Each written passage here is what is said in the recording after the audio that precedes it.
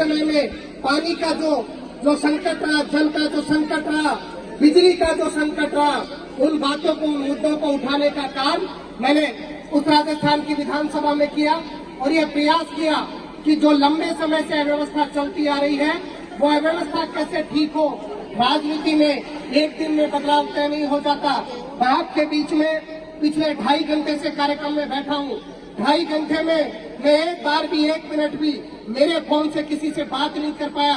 मुझे जो लोग फोन कर रहे होंगे उनकी अपेक्षा होगी कि मैं उनसे बात करूं, लेकिन मैं पिछले 2.5 घंटे से आपके बीच में मौजूद हूं। हो सकता है वो जनता के लोग, वो हमारे जो जनता, प्रिय जनता ये सोच रही हो कि आपका, उनका अपना, जो उनका हम सब जो साथी है, जो उनके साथ लंबे समय से संघर्ष कर रहा है, आज हमारा फोन नहीं उठा रहा। लेकिन राजनीतिक रूप से जो परेशानी, जो चुनौती राजनीतिक व्यक्ति के सामने होती है, वह आज इस कार्यक्रम में भी आप देख रहे होंगे कि मैं इतने लंबे समय से क्षेत्र में हूँ। कई बार राजनीतिक क्षेत्र में तरह तरह की बातें होती है।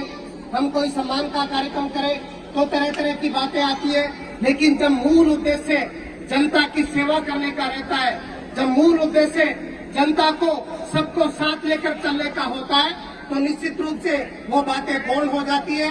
मैंने प्रयास किया, मेरे राजनीतिक जीवन में प्रयास किया कि सबको, जो अब तक का, जो आप लोगों का साथ मुझे रहा है और जिसकी बदौलत राजस्थान में ऐतिहासिक रिकॉर्ड मतों से आप लोग जीते हो, मैं अकेला नहीं जीता हूँ, मेरे क्षेत्र की जनता जीती है और वो जनता राजस्थान की विधानसभा में बोल रही है।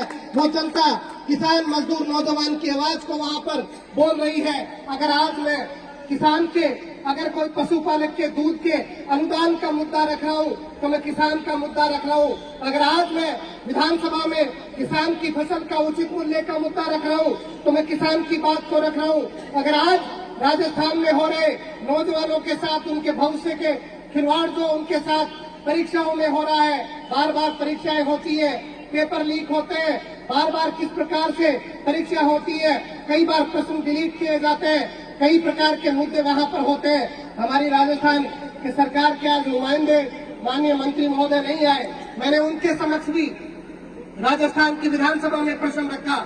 मैंने उनको कहा कि राजस्थान में जो वादा हमारे किसानों के साथ किया गया कि किसानों को जो प्रधानमंत्री जो एक सम्मान निधि है उसको 12,000 करेंगे, आप लोग कब तक करेंगे? बात बीजेपी कांग्रेस की नहीं है, लेकिन जनता के मुद्दों की है। हम उन बातों को राजस्थान की विधानसभा में रखने का काम करेंगे। आज कोई भाई आपके बीच में आकर के अगर इस प्रकार के कार्यक्रम आयोजित कर रहा है तो उसको प्रोत्साहित करना चाहिए, उसको आगे बढ़ाना चाहिए, उसको मजबूती से साथ लग करके उसके कार्यक्रम को, उसकी भावना को सफल करना चाहिए। मैंने ये प्रयास किया। अभी 8-9 महीने हुए हैं और खेतरोली में पिछले लंबे समय से किस प्रकार का जल संकट है मुझे अच्छे से पता है। जो पुरानी लाइन बनी हुई थी, विष्णु जी यहाँ पर बैठे हैं, आपका कार्यक्षेत्र, आपके आदरणीय पिताश्री भगवान साहब सैनी जी का कार्यक्षेत्र भी यहाँ पर रहा है। आज वो जो पानी की लाइनें हैं वो 10-10 फुट नीचे चली गई है। आज पानी का बड़ा संकट हमारे क्षेत्र में है। मैंने ये प्रयास किया पिछले 2 वर्ष से जो हमारे यहाँ पर जल जीवन मिशन का जो काम अधूरा पड़ा है, अधूरा नहीं, शुरू नहीं हुआ है।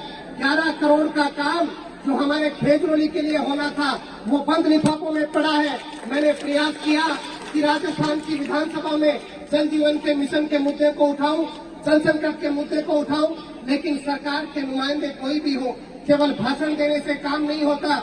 या जनता में ये नहीं होता कि खेतरोली की जनता ने मनीष को इतना मत दे दिया तो हम खेतरोली की तरफ सरकार में रहते हुए ये प्रयास करेंगे कि खेतरोली में काम नहीं हो। मैं दृढ़ संकल्पित हूँ। अगर आंदोलन करना पड़े, अभी तो मैं प्रयास कर रहा हूँ कि सरकार उस 11 करोड़ के टेंडर को जो जल जीवन मिशन का खेतरोली का है उसको जल्द से जल्द खोले, हमारे यहाँ पर काम हो।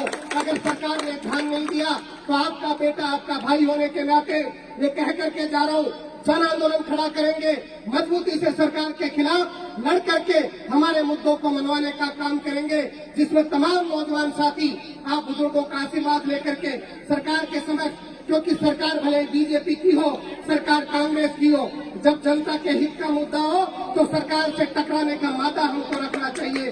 और हमने ये प्रयास किया जब बिजली का संकट था, मैंने राजस्थान की विधानसभा में प्रश्न रखा कि राजस्थान का गरीब व्यक्ति, राजस्थान में मेहनतकश मजदूर किसान जब खेत में काम करके आता है, मजदूरी करता है, तो वो रात को सोने की इच्छा रखता है, चैन से सोने का मन रखता है, वहाँ पर बिजली चली जाती है।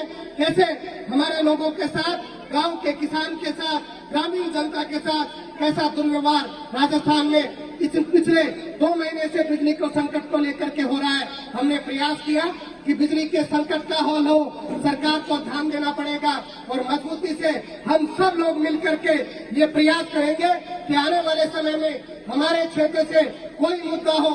विष्णु जी कह रहे थे कि हमारा खेतरौली नगर पालिका बनना चाहिए।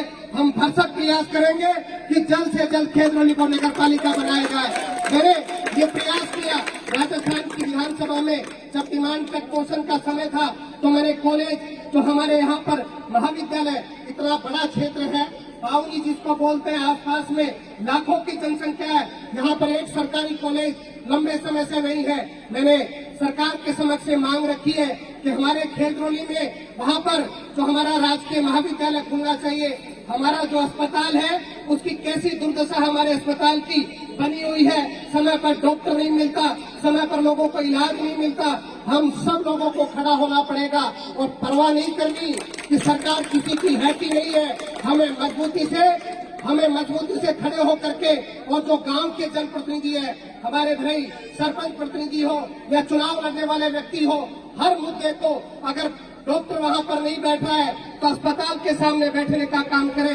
मजबूती से हम मनवाने का काम करेंगे कि सरकार इस तरफ ध्यान दे, लेकिन एक व्यक्ति का काम नहीं है। हो सकता है तरह तरह की बातें आसानी से की जा सकती है, लेकिन जिस व्यक्ति की इच्छा होती है, दृढ़ इच्छा शक्ति होती है, राजस्थान की विधानसभा में मैंने हर मुद्दे को रखने का प्रयास किया और आपसे वादा कर रहा हूँ, जितना प्रयास मैं राजस्थान की जो विधानसभा में आपके मुद्दों को लेकर के कर रहा हूँ, वो ऐसी जगह है जहाँ पर मैंने पशुपालकों का मुद्दा बोला कि 8 महीने से जो राजस्थान के जो पशुपालक को जो 1 किलो दूध पर 5 रुपए का जो अनुदान सरकार को देना चाहिए था, पिछली राजस्थान के 100 गहलोत की सरकार ने वो अनुदान हर महीने देने का काम किया है।